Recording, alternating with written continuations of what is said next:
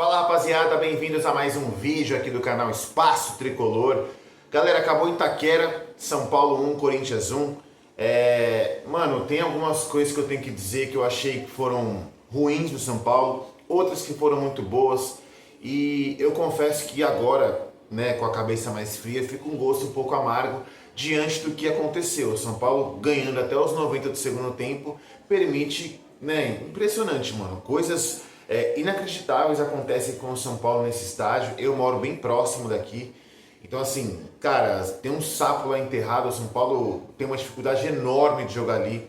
Foram, assim, foi um jogo feio, né, querendo ou não foi um jogo legal. Os dois times não fizeram por merecer a vitória.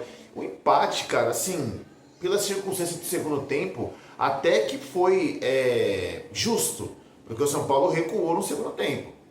São Paulo não jogou nada no segundo tempo, São Paulo não teve oportunidades assim, claras, né, na frente do Hugo. Primeiro tempo, depois que o São Paulo fez o gol, o São Paulo até conseguiu progredir um pouco mais, tocar um pouco mais a bola. Claramente o Corinthians estava puto da vida, os jogadores irritados. O São Paulo faltou muito usar o fator psicológico. Eu achei que faltou muito o São Paulo pegar e usar mais esse fator, até porque, cara, você está jogando na casa do seu adversário, você está ganhando de 1-0. Finalzinho de jogo é bola pro mato, que jogo é de campeonato. Esquece. Não tem por que ficar saindo pelo meio, não tem por que ficar firulando. Esquece, mano. E assim, primeiro tempo São Paulo não começou bem, não foi um jogo agradável de se assistir o tempo todo, tá? Tanto no primeiro como no segundo tempo. Foi um jogo péssimo de assistir. O torcedor aí, tanto São Paulino como corintiano que veio esse jogo, cara, pelo amor de Deus, me deu até sono. Juro pra vocês. Chegou uma hora que a bola pingava aqui, pingava ali, ia no Bidon, voltava no Mike, ia no Rafael, ia lá no Hugo, pelo amor de Deus. Mano, tava ruim demais. O nível técnico dos dois times é horrível. Ok, eu compreendo. O São Paulo tá no terceiro jogo da temporada, o Corinthians também. Tem jogadores que não estão ainda na ponta dos cascos, os elencos não estão na ponta dos cascos. Só que dá pra ter apresentado um futebol melhor, né? Os dois lados, né? E cara, depois que o São Paulo conseguiu acertar um pouco mais a marcação ali no meio de campo, Danielzinho, muito bom jogador. Foi um acerto da diretoria. Nem tudo que esses asseclas aí, esses boçais do São Paulo fazem, né?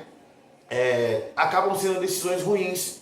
Pelo contrário, o Danielzinho está sendo um destaque do São Paulo logo no começo do ano. Parece que ele está jogando a mesma coisa do Mirassol. Muito bom jogador, um baita acerto de São Paulo. E foi dele que é onde saiu o cruzamento para o Tapia fazer o gol. Tapia, né, que, porra, fez gol contra o Palmeiras, não sei se fez gol contra o Santos, fez gol contra o Corinthians, nos dois, tá? Nos dois. Tanto no jogo que perdeu no ano passado, como nesse agora, se tornando aí um carrasco, um jogador importante aí em clássicos.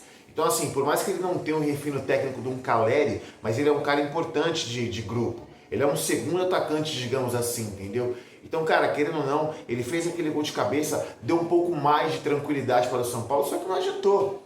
Não adiantou. O São Paulo teve depois uma cabeçada do Luciano lá, que também não jogou nada. Luciano do céu. Eu já vou comentar sobre os destaques positivos e negativos do jogo. Mas assim, cara, o São Paulo, ele jogou bem ali, digamos que, sei lá, 15, 20 minutos no máximo do jogo. No máximo, do máximo, do máximo. O Corinthians, né, depois que o São Paulo fez o gol, voltou do intervalo péssimo também, errando o passe à torta direito.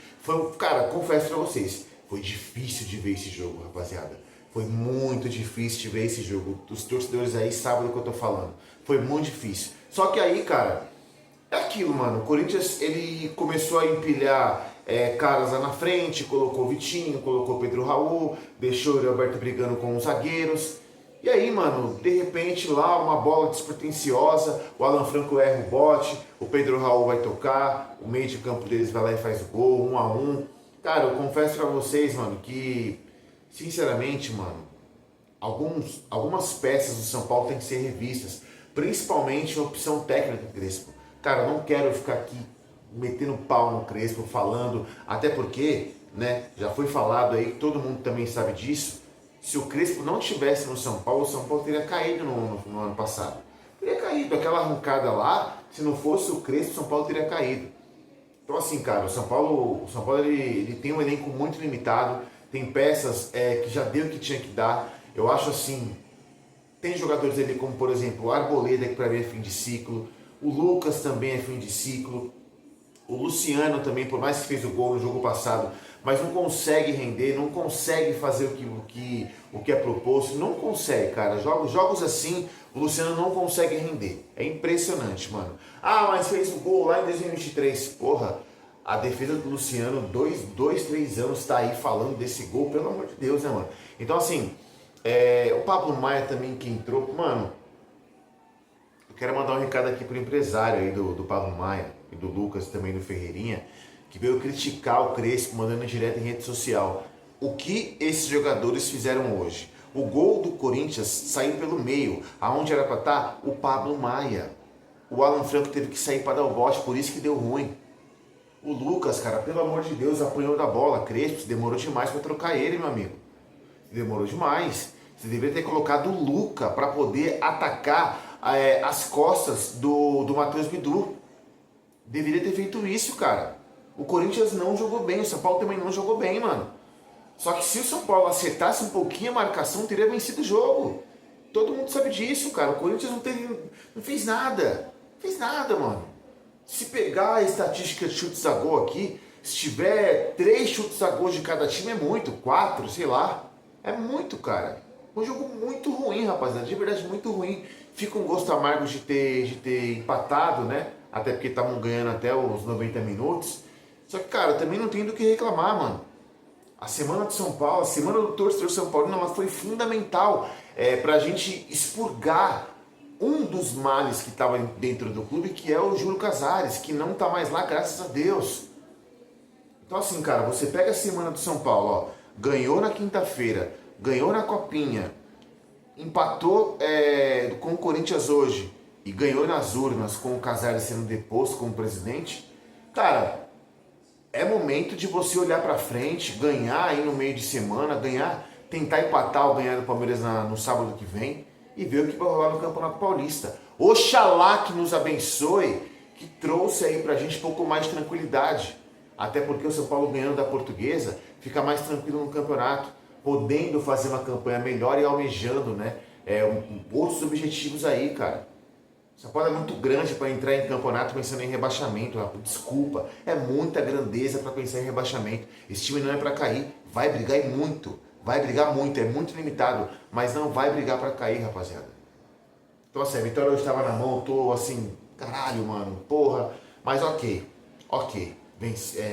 Não foi uma vitória, não foi um jogo legal, eu ia falar vencemos. Não foi um jogo legal, não foi um jogo que a gente conseguiu se sobressair, mas o empate acabou servindo aí para dar um pouco mais de calma, olhar para frente e ver o que pode ser feito no Campeonato Paulista e também no Brasileiro, certo? Galera, se inscreve no canal aqui embaixo, compartilha com os amigos, deixa o seu like, tamo junto, valeu, é nóis!